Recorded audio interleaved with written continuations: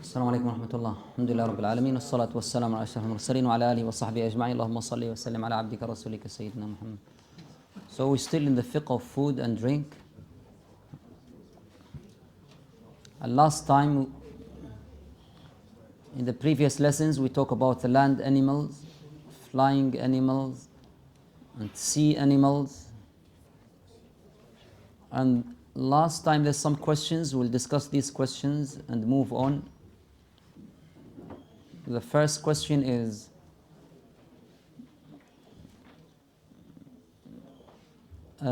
some people ask me to clarify about that percentage of alcohol. So we said that if alcohol is on the medicine or perfumes, that's for the vast majority of modern scholars, it's permissible. If the alcohol is in medicine or perfume, vast majority of modern scholars, it's permissible. Now, the disagreement comes when alcohol is in food or anything drink. Chocolate, for example, sometimes bread, sometimes. If a percentage, for example, 0.1, 0.05 or something like this, is it haram or halal? Some scholars say it's haram. Some modern scholars say it's halal. The most important thing is to ask the question, how can the scholars differ here where we know for certain that khamr is haram? We know for certain, unanimously the scholars, it's very explicit in Quran that Allah prohibited khamr. So how can be there two opinions if there is percentage of alcohol in some type of food? How can that happen? Okay, to explain that, we have to understand that Allah Tabaraka wa Ta'ala prohibited khamr. What does khamr mean? Prophet Sallallahu Alaihi Wasallam give us a criteria for that. He said, ما أسكر كثيره فقليله حرام. Any type of drink, if you drink from that type of drink a lot, you become intoxicated, then to drink a little of it is haram. This is what is khamr. So for example, if there is any type of drinking, if a person drink 3 liters, for example, he become intoxicated, then this is khamr. He can't drink even a little bit. This is the definition of khamr. What now confuse people, that with this modern life now, they can put a little percentage of alcohol in a type of drinking. Okay? For example, 0.05, for example. Okay, any percentage, very little usually, they put it in that type of drink. Okay, if we apply the rule of Rasulullah sallallahu alaihi wasallam upon that drinking, we will say it's not khamr. Because that little percentage, if you drink 3 liters, you will never become intoxicated. That's why the differ here now come. So some scholars say it's permissible. Why? Because it doesn't meet the criteria of Rasulullah sallam of khamr. This is not khamr. Rasulullah doesn't talk about percentage. He gives us criteria for what is khamr. So some scholars say this is permissible because this doesn't deal with khamr. Some scholars said, okay, we are afraid about this percentage of alcohol. That's why it's different. Does that clear? Another also point, these scholars who say it's permissible because it doesn't meet the criteria, they said the khamr is not the substance of alcohol. The substance of alcohol, if you add another substance, it become now what call it khamr. But the substance itself, it's not the reason for prohibited. The reason is to become intoxicated. So that's why there's difference in this. Why there is a chocolate, some bread, some So the better thing is to avoid all of this. That's absolutely fine. But the point here not to for you to what to choose. The point for me here is just to explain why some scholars say it's permissible. Because many people, they confused in this. Why some scholars make this. Okay? So they just look at this criteria. There's nothing else. Some people came to me and said, this type of scholars, I know them. They just want to know slowly, want made alcohol halal in Islamic countries. It's not like this, guys. Completely. They just look at what the reason. So if he drink till tomorrow, he doesn't drink khamr. That's the criteria here. He doesn't become intoxicated. Okay. So then also these, we talk about also all these drinks like it's 0% of alcohol. We said it's absolutely halal. However, if it's in the bottle of khamr, that's disliked. That's not good.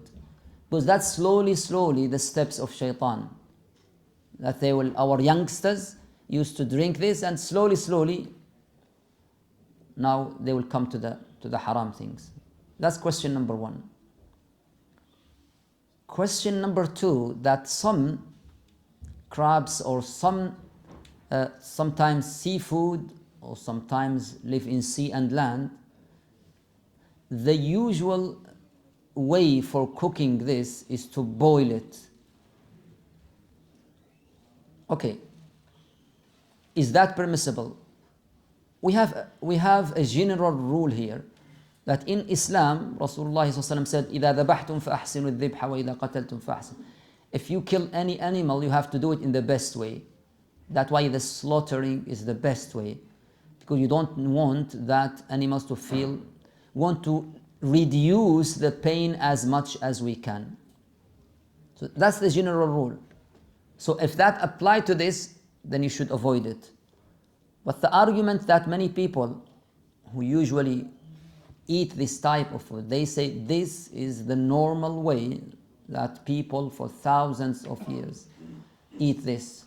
And some scientists, they claim that even if you boil it for 5 minutes, it doesn't feel pain. And some scientists disagree with that. So I said, if the people, if they inherit this for long time, we can't say this is haram. But the general rule is do as much as you can to reduce the pain of any animal when you kill any animal. Another also, that's I think the two questions last time. We talk also about, some people ask about drugs. Okay, the first thing we should say, na'udhu billahi min drugs. Say a'udhu billah. Good. Drugs is musibah, is disaster. And you see all the consequences of drugs in all around the world, not just in Western country. May Allah protect all humanity from this musibah. So again also that the scholars, they said that this is just go under the type of muskir. There's 3 types, because there is a hadith in Sunan Abi Dawud, naha an kulli muskirin wa mufattir. The 3 types can affect your mind. Especially fuqaha al-Malikiyya, they emphasize this rule, mention it in many of their books. They said the first one called muskir, and the second is mufattir, and the third is murqid. What does that mean? Muskir, let me start with murqid. Murqid is type of drugs. When you consummate this type of drugs, it's disaster. You don't feel your senses. So it affects your sight, it affects your hearing, it affects your... That's disaster. And sometimes feel unconscious. That's definitely haram. Because Sharia, one of the 5 high objectives of Sharia came, all the rules of Sharia came to protect 5 things. to protect your brain, to protect your body, to protect your religion, to protect your wealth, and to protect your nasl. Nasl, it means offspring, protect the family matters. This is the 5 highest objectives. So to protect the mind, Sharia came with this. That's why drinking al-khamr is one of the major sin. Why it's major sin? Because it affects the brain. Because you are here for a purpose, to receive the revelation of Allah. And you can't receive it without this brain. So anything affect brain, Sharia is very strict in that. So the type number 1 is murqid, which is it's just those people who, we can say it nowadays, some high of drugs that they make people just, they're out of control. The second one is muskir, which is alcohol or anything, not just alcohol, type of drugs. When you consummate it, you feel high active, pleasure, happiness, that you are, well, mashallah. Anyway, may Allah protect us. That's all also the type of muskir. The third one is mufattir. Mufattir, it affects your brain, but not with pleasure and happiness, no, opposite. It makes you very lazy, you don't have motivation to do anything, you over relax, that type called. So these all types are all prohibited. It's just the difference in fuqaha that they said that murqid and mufattir, anything not alcohol, are not najis. Najis means nothing pure. It doesn't affect, I mean, your thawb or your clothes. The second, that's the main difference. So all drugs, may Allah protect us. If anything, just anything, the rule is anything affect your brain is haram, because brain is one of the, protecting brain is one of the higher objectives in Islam. Okay, today we'll talk about some ingredients like gelatin, for example, that now, especially in Western countries, it involved in many type of food. And so gelatin, okay, what consensus between scholars that if the gelatin come from any animals that it's halal to eat, number 1, like cow, usually. So, and we know that you slaughter that animals, this is halal. There is no doubt in this. If it's a halal meat and it's slaughtered in the right way, this is halal, no doubt. The differences come where it's from halal meat, but we don't know if it's slaughtered or not. Or come from haram meat like pork, which is the most common in gelatin, just from pork, because they said it's the best type of gelatin and cheap also. So this is now the difference in these two things. Okay, may you ask here why there's differences again? Because if pork is haram, therefore gelatin should haram straight away. If the gelatin from cow and it's not slaughtered, so should be haram again, because the animal itself is haram. That's definitely makes sense, and it's a good argument. But again, the modern scholars, they have differed in these two things. And my point here, not just to say what is the strongest, because it's better always to avoid what you are skeptical with. دع ما يريبك إلى ما يريبك. Anything you are doubting, leave it. That's the best way. But that's not my point. My point is just to explain why some modern scholars say this, as I explained in the percentage of alcohol. How can they say pork is haram? I don't study Sharia, Sheikh, and I know this. What's this scholar? They don't know anything. Pork is haram, so gelatin is haram. There's no need to. Okay. Why they make this? Because they discuss what they call it istihala. Istihala, it's transformation. Istihala is a process, chemical process, that when you take any substance and make a lot of chemical process, and it will change completely to a new substance. Shall we act or shall we look at this new substance at its origin, or no, we said no, this is now a new substance. It doesn't have any characteristics of its origin. Does that make sense?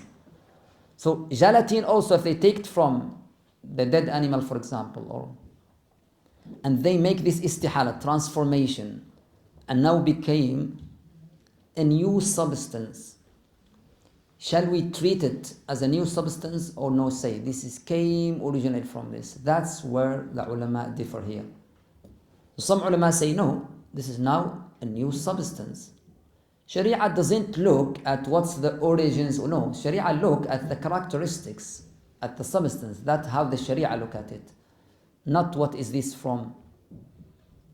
And they bring argument that the vinegar, for example, if there's asir inab, if there is asir inab, grape juice, for example, and this is for a long time now became a khamr, this is haram. If it's also, you forget about it in the house, and after a long time it becomes vinegar. So vinegar is halal. If we look at that, but the origin it was khamr. But they look at the new substance. That's their argument. So, and that's istihala. A long time ago they talk about it, not a new issue. So this type of ulama said we have 2 points. Points number one, we don't agree with istihala. We just want to be in the safe side and say anything from its origin, it's haram, so go in the safe side and say it's haram. Point number two, they said that the scientists nowadays, they are differ, not the ulama. The scientists are differ. Some of them said the pork, even with istihala, it can't become a new substance. It still have some characteristics of its origin. Some scientists said no. That's differ. So they said if they are differ in this, then it should avoid it. So again, to avoid all of this, that's fine. But I'm explain why some scholars say this. So those who support istihala, then they said, if we are sure that this transformation happened, then we can eat it because this is now not pork anymore. Allahu Alam. Okay, another issue also in food and drink. Rasulullah ﷺ said, some exception, أحلت لنا ميتتان ودمان أما الميتتان فالسمك والجراد وأما الدمان فالكبد والطحال. Rasulullah ﷺ said, dead animal is haram. That's very explicit in Quran. حرمت عليكم الميتة. Rasulullah ﷺ said, except two types. Samak, fish. If the fish is dead, can you eat it? Yes. So but it's dead animal. But that's exception. The second exception is jarad. What's jarad? Some translation here. Locusts, or some people call it grasshopper. Okay. Locust, raise your hand if it's very common in your country to eat locust or grasshopper. Subhanallah. Indonesia, Malaysia, very common. Okay. So you can find it in some restaurants. No, but usually in home cooking. Home cooking, okay. Anyone else? Sudan, some parts of Sudan. Some parts of Sudan, ما تعرف وين؟ جنوب شمال. Okay, some parts of Sudan. The rural areas. Okay, okay. It's very famous in Saudi Arabia, especially in the east. Especially in the east, Bilad Najd is very famous. Usually Quraysh, they don't eat the jarad, but Banu Tamim, the east of the Saudi. Okay, this jarad is, and it's not small grasshopper, it's a little bit, it's a big. Anyway, and in the time of Rasulullah sallallahu alaihi wasallam, so the jarad, Rasulullah said explicit is because it's in some traditions, like now in Arabia, in some places, in Sudan, in some places, or rather from Malaysia, some it's very common. So that's why it's exception. It's for some people, it's you can't eat it, but it just. I remember that one day, my father, rahimahullah, he traveled to Mauritania for holiday. And that year, there is a lot of grasshopper in Mauritania. They ate everything in the land. So some of his Saudi judge, my father was judge, so said, oh, we heard a lot of in Mauritania now, can you bring some of, please? So he bring a big, شو شوال بالإنجليزي? A big bag just of this and give it to that judge. So two other judges came to our father. I'm not happy with that. How can you bring to your and you forget us? And my father said, what's this? And in that bag, when it stay for a while, it laid a lot of oil, subhanallah. I'm very surprised. So it has oil also. Anyway. So he said, there's a lot of protein. Huh? So protein source. Subhanallah. Danish. I haven't tried yet. Huh? You have tried. Okay. And Rasulullah said also, blood, Allah said blood is haram. Blood masfuh. Rasulullah said, except two things, al-kabid wa al-tuhan. The liver and spleen. Spleen and the spleen. The spleen and liver are halal. Liver is very common. You can ask Suja restaurant. Amazing. Okay. So that's also is Rasulullah said is halal. Okay. The last thing is go on. Halal is not healthy to eat too much. Ah, okay. Sometimes. There is also another, okay. Another also very strange type of animal that has eaten in the presence of Rasulullah sallallahu alaihi wasallam, which is ad-dab, the desert lizard. Raise your hand if the lizard eaten in your country. Which country? Nigeria. Algeria, subhanallah. Okay, it's very common in Arabia, especially in East. You also? I don't know it. Because Algeria is a big desert also. It's a big desert, huge. Algeria is bigger than Saudi Arabia. Okay. Rasulullah one day, they brought a lizard. Rasulullah doesn't like it at all. Khalid ibn al-Walid, he loved it. So when he saw Rasulullah doesn't like it, he said, haramun huwa? Is he haram, oh Prophet? He said, no, but it's not in my area. My people usually doesn't eat it. So it's usually in the east of Arabia. So, subhanallah. Okay. The last thing we talk about is about insects. Not just insects. There is a category when you come to the animals that ulama discuss it called al-mustakhbathat, disgusting stuff. Why they say disgusting? Because Allah said in Surah Al-A'raf, that one of the mission of Rasulullah sallallahu alaihi wasallam, that he came to the people of the book, يحرم عليهم يحل لهم الطيبات ويحرم عليهم الخبائث. Make طيبات lawful for them. طيبات is something pure and tasty. خبائث is something the majority of a human being usually they count it as disgusting. Like insects, for example. That's why the majority of scholars, when they come to insects, they say it's prohibited. Some of them is dislike. We said always in all this course of fiqh of food that the most flexible madhab is Maliki madhab. That's the most flexible when it comes to the food and drink. Yes, the most flexible. Hanbali is flexible in another. Every chapter has one madhab is. So they said insect, for example, is mustakhbath. Even in the majority of Maliki is not, is also is either haram or dislike.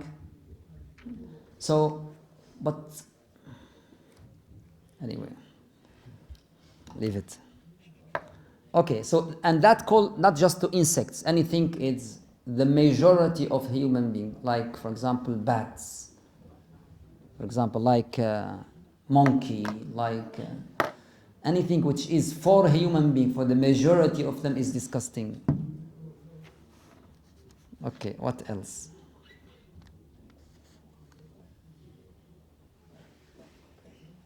But bear in mind there is a general rule. If there is necessity for survival, you can eat anything. Okay, if you are in a desert and you are just about to die, you can eat anything. In that time, there is no haram or halal. Okay, in that time you can eat anything to survive, because one of the higher objective of Sharia is to protect your body. That's why Allah said, فَمَنِ اضْطُرَّ غَيْرَ بَاغٍ وَلَا عَادٍ. فَمَنِ اضْطُرَّ, if you are in necessity. غَيْرَ بَاغٍ وَلَا عَادٍ, it means if you just eat what is necessary also.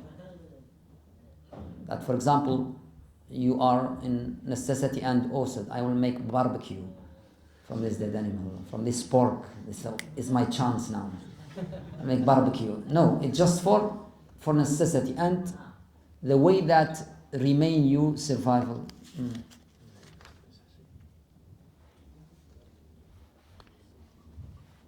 I think that's the okay. I think we open questions. We have just one thing here before we. Yes. What about internal organs like lungs or brain? You can eat anything in the goat or sheep or cow. You can eat the brain, you can eat the eyes, you can eat whatever you want. You can eat anything. The halal animal like sheep, goat, and cow, you can eat. Brain is for some traditions very tasty. Okay. Private parts. Anything. That's also in some traditions also they eat. Anything you can eat, yes. I will not say it in microphone, but okay, yes. In your lecture you said that if you drink anything that is 3 liters or more, where do we get that 3 liters figure from? Okay, no, it just Rasulullah said كثيره. Usually a human being, I don't think that someone can eat more than 3 liters in one go. I mean, if it's 5 liters, that's up to you. Just example. That example of what is a lot. 3 cups is 1 liter. Yeah. Yes. What is a lot? No, 1 liter is. I think 3 liter is good. Good for yes. What's the rulings on like lab-grown meat? Sir? Like meat that's grown in a lab. يعني صنعوه من ايش؟ من ايش؟ No, I think they just like clone a cow and just like have the meat grow by like. But they produce from what? What's Nothing, just for the substance? Sorry? Cloning. just for some chemicals. Oh, I don't know. Allahu Alam. Look at the Okay. source. If it's Is it tasty? I think it's just research in Okay. It's not. Okay. No, it's like it's just meat, just grown in a lab. Subhanallah. They make people for space, so they take it there and they keep it. May Allah protect us. We live in a very difficult time. Very difficult time. If you don't have questions, I will carry on with this last point. Yes. What if people in the survival training, like people So? in survival training, إيش معنى؟ like people in military, Okay, they okay. do training how to survive. Yes, that's fine. People in military, if they do some surviving training, that's fine. They eat Yes, this that should be Malikiya straight away. Any military who do survival training, go to Madhab Malikiya Madhab. That's good for them, yes. If you're eating from like a piece of meat and like a dog would eat part of that, can you not eat the rest of it? Okay, that's a good question. If the dog eats some of that meat, okay. We forget to talk then about the hunting. Because usually dog here is the training dog, which is using in hunting. Usually use training dog in hunting or training bird, like صقر إيش falcon? Eagle. So this training bird or training dog using for hunting, what's the rules here? Anyone who hunt before, raise your hand.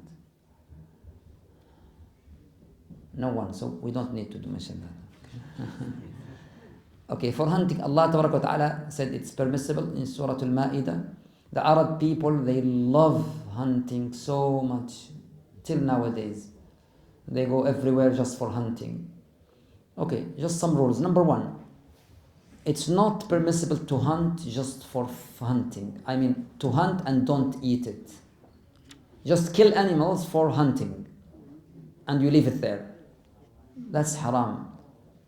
Because you can't take the life of any animals except there is a benefit. Either eating, or you want to do some in laboratory or anything. It should be any benefit for that. Number two, if you have a dog, that dog should be well training. How's well training? It means if you say to that dog, go, he will go straight away. If you say stop, he will stop straight away. And usually the most important condition is that dog will never eat from what he hunts. Any training dog in hunting, they're training him to not eat from what he hunts. Bird is difficult to do that. Usually they eat some of it, but the dog is, Allah said mukallibin, there is kalb muallam, there is training dog. Okay, number three, you should say Bismillah before you throw your arrow, or if you have a gun, for example, it's okay also to use the gun, but you have to say Bismillah. If you forget it, again we talk about before that majority of scholars, if you forget Bismillah, it's still halal. Because the meaning here is you should always say it. If you forget one time, human beings sometimes forget. Bismillah, and then you shoot it, and then the dog will hurry up and bring it to you. Number four, if the dog bring to you that animal and the animal is still alive, you should obligatory slaughter it. But if it's now died, that's fine, because it's died by hunting. And that's why hunting is permissible.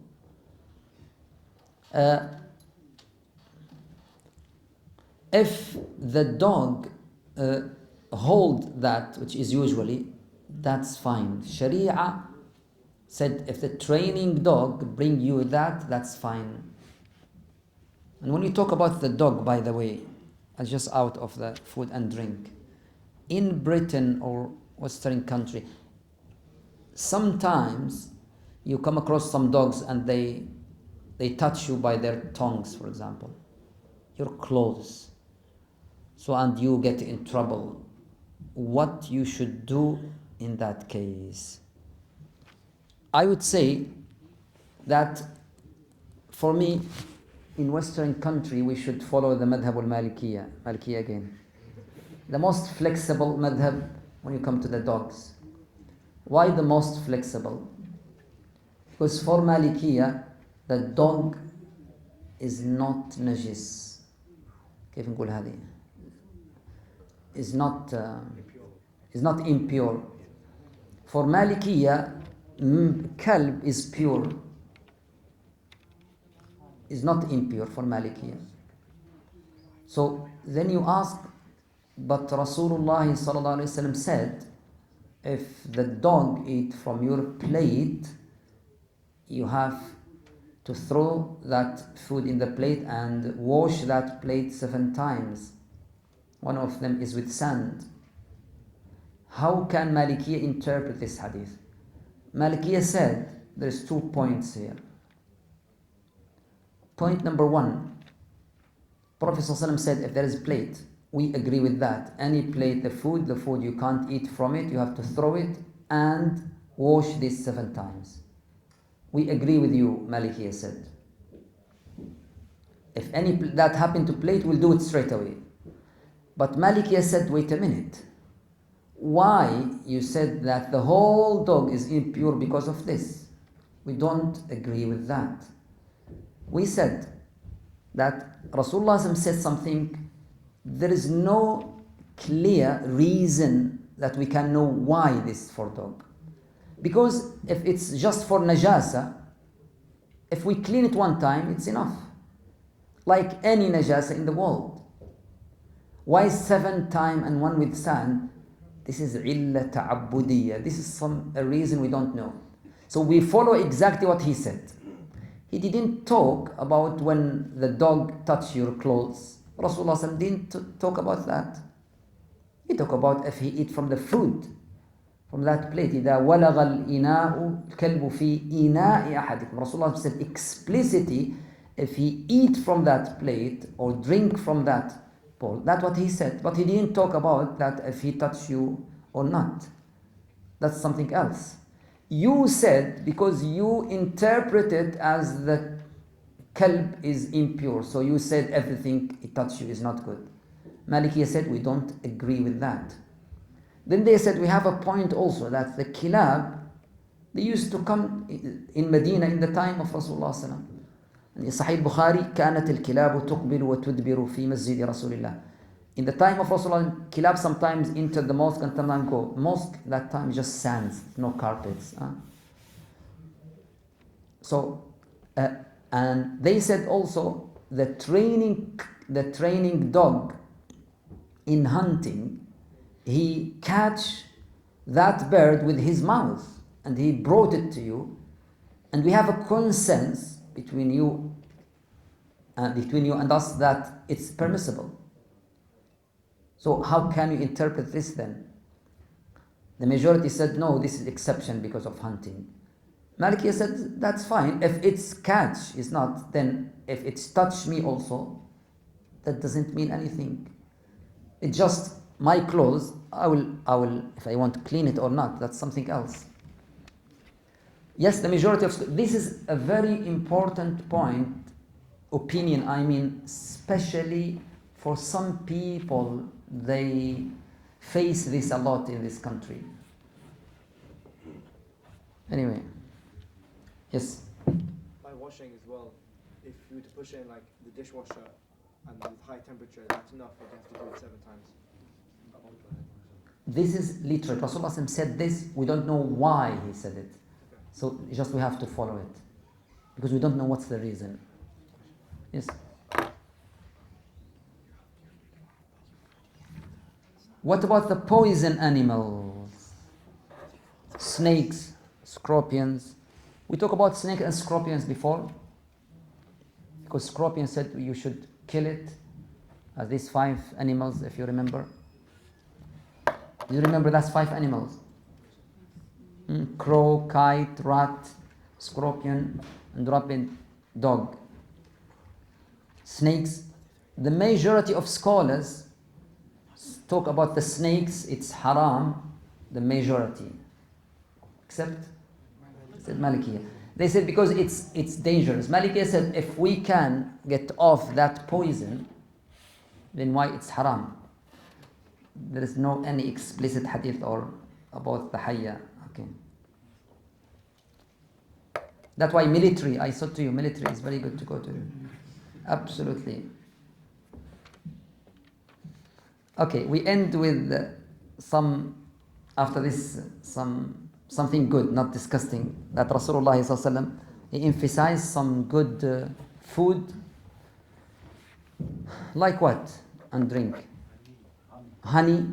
Allah tabaraka wa ta'ala قال فيه شفاء للناس. Honey فيه شفاء للناس. But you need to be expert to know which is original honey or not. There's a lot of fake one is a lot. Who is expert here in honey, guys? No one? May Allah forgive you. Okay. What else, guys? Milk? Black seed? Good. Black seed, yes. Either oil or seeds. Dates? Is there any dates in Malaysia? No. Import. Indonesia? You have. How it's look like? Is it like Algerian one? You know Algerian and Tunisian one? دقلة نعم دقلة النور. Sorry? They introduced that recently to but how it look like? You know the Algerian one? Okay. Is it? Okay, that's fine. Okay, dates also. What else? Ginger. Sorry? Sorry? Fig. Yes, والتين والزيتون. Yes. Fig also here is so expensive and not good. Expensive and not good. It's not the area of fig. Bilad al-Sham, fig there is unbelievable. Subhanallah. All the fruits in the area of Bilad al-Sham is La ilaha illallah. I live in Jordan for 4 years and a half. North of Jordan, just next to Syria. Everything there is tasty. La ilaha illallah. If you eat apple there, you know that all the apple in Britain is fake. No doubt. Anyway, do you heard of talbina? What is talbina, guys? Go on. Milk and before milk, the most important, barley. barley. So barley flour, some milk, and you just cook it in a very low flame. That's called talbina. Rasulullah said it's very good.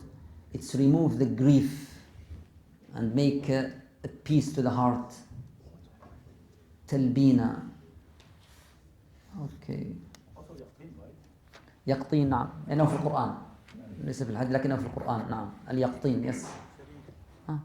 ثريد. Do you know what's ثريد? Meat. And did you taste it? No. Half of your life then. ثريد. It's not the meat itself, isn't it? نعم لكن ما هو anyone taste ثريد, guys? Raise your hand. But in English, it's not in English.